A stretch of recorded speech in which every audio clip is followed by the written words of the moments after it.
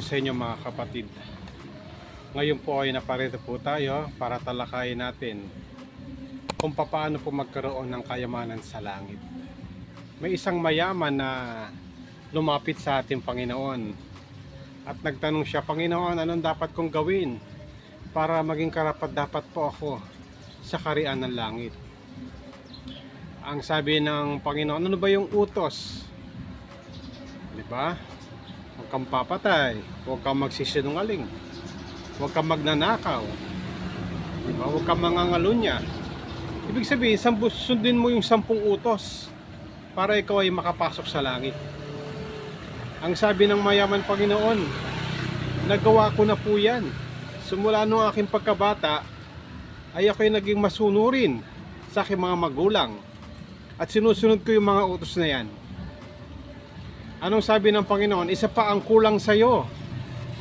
Dahil siya po ay napakayaman, ang sabi niya sa Panginoon, kung gusto mo maging ganap at karapat-dapat sa ating Panginoon, ibenta mo ang iyong kayamanan at ipamigay sa mahihirap. So nung ginawa ng mayaman, dahil siya po ay mayaman, nahirapan siyang sundin ang sinabi ng Panginoon at siya ay umalis. Nakita natin dito na isa sa mga hadlang para ang isang tao ay hindi makasunod sa Panginoon ay ang kayamanan. Hindi masama ang kayamanan sapagkat ito ay blessing na binigay ng Panginoon. Pero once na mas inuna mo ang kayamanan kaysa sa Panginoon, ito ay magdadala sa iyo ng kapahamakan. Sa Bible, meron isang mayaman na ang pangalan ay Sakeo. Ano ba si Sakeo? Siya ay isa sa mga taga-singil ng buwis. Katrabaho siya sa BIR sa panahon natin ngayon. At siya ay panguna, taga-singil ng buwis. Kumbaga sa panahon natin ngayon ay BIR commissioner.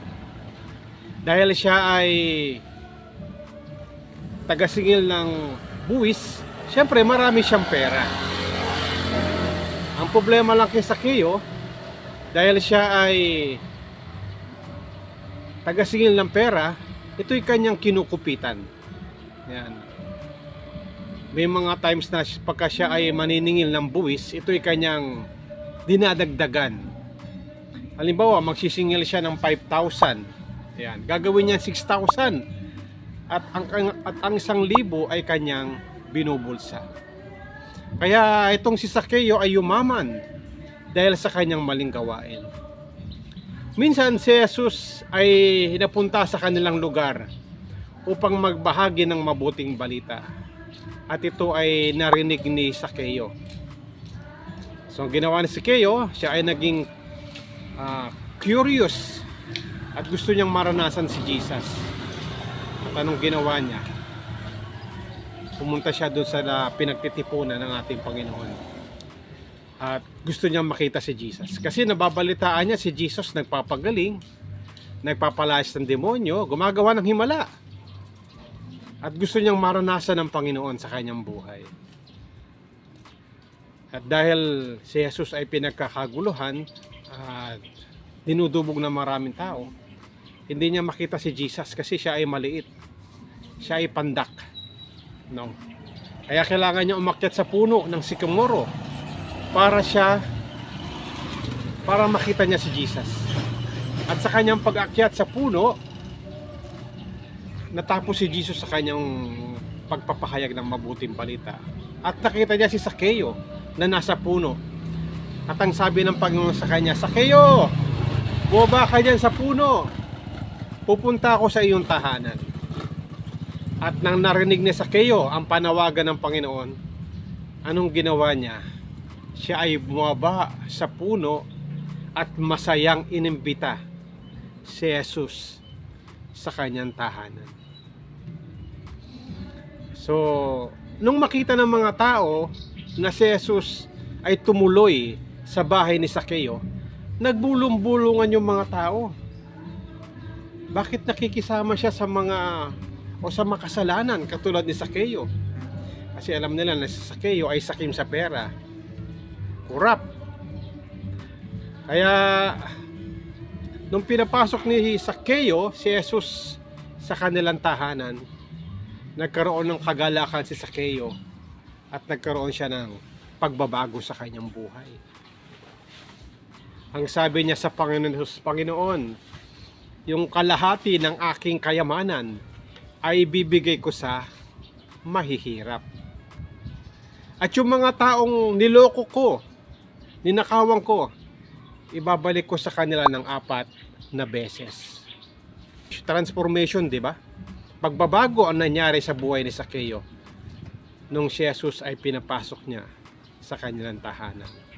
Ang sinasabing tahanan dito, kapag ang Panginoon ay kumatok sa pintuan ng ating tahanan, siya ay papasok. Ang sinasabing pintuan dito, yung ating puso. Once na kumatok ang ating Panginoon at siya ating pinabuksan, siya ay papasok at siya ay magbabago ng ating buhay. Lahat ng ating kasalanan ay lilinisin, papatawarin ng ating Panginoon, at nakakaroon tayo ng bagong buhay. Sapagkat ang lahat na nakipag-isa kay Kristo ay isa ng bagong nilalang. Wala na yung dating pagkatao. Siya ay bago na. At yan yung naranasan ni Sakeo nung si Jesus ay kanyang pinapasok sa kanyang buhay. Dati siyang sakim, dati siyang makasalanan, mandaraya, magnanakaw. Pero dahil nung si Jesus ay tinanggap niya sa kanyang buhay, nagkaroon siya ng pagbabago. Hindi na ganong mahalaga sa kanya ngayon yung pera. Ang mahalaga sa kanya ay yung relasyon niya ngayon sa ating Panginoon. Nung tinanggap niya si Jesus bilang Panginoon at tagapagligtas. Gayun din sa ating buhay. Na-realize natin na ang pera na meron tayo ngayon ay pansamantala lang. Yan ay na-realize ni Sakeo na ang pera ay nawawala, nananakaw, nasisira. Pero yung buhay na walang hanggan na binibigay ng ating Panginoon dun sa langit na bayan, ito'y pang walang hanggan. Ito'y makakamtam natin sa ating Panginoon Jesucristo. Hindi ko sinasabing huwag ka mag-impok o mag-ipon ng kayamanan. Okay yan. Pero hindi lang dapat dito sa lupa tayo may impok na kayamanan, kundi magkaroon tayo ng kayamanan sa langit, sapagkat ito ay pang walang hanggan. Na-realize na Sakeo na ang buhay dito sa mundo ay temporary lang. Na tayo ay mamamatay, mawawala. Pero saan mapupunta yung pinagpagura natin, yung kayamanan na naiwan natin? Diba mauuwi yan sa wala? Pinanganak tayo ng walang dala dito sa mundo. At pag namatay tayo, wala rin tayong madadala, kundi ang ating espiritu at kaluluwa lang na makakasama ng ating Panginoon. Kaya kapatid, kung sa tingin mo hindi ka pang nakakasiguro sa iyong kaligtasan, ito na ang panahon para maranasan mo si Jesus.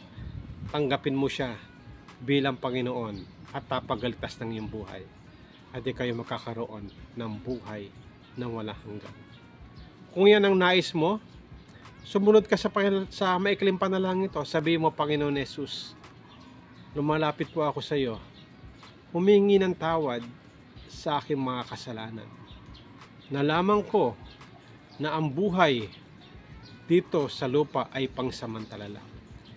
Panginoon Jesus, nais kitang papasukin sa aking buhay bilang Panginoon at sariling tagapagligtas. Hugasan mo po ako, linisin mo po ako na yung banal na dugo. At ikaw na po ang siyang maghari, ang masunod sa aking buhay. Ito po ang aking panalangin sa pangalan ni Jesus. Amen. Kung ikaw ay sumunod sa panalangin ito, sabi ng Biblia, katotohanan, sinasabi ko sa inyo, ang nananalig sa akin ay may buhay na walang hanggan. Yan ang pangako sa atin ng Panginoon. Once na isinuko natin at inalay natin ang ating buhay sa ating Panginoon, tayo ay makakasama ng Diyos sa langit na bayan. So maraming salamat po sa inyong pakikinig sa channel na to. Ang dalangin ko, patuloy po tayo lumago at maging matatag sa ating buhay espiritual. Pagpalain at ingatan po tayo ng ating Panginoon.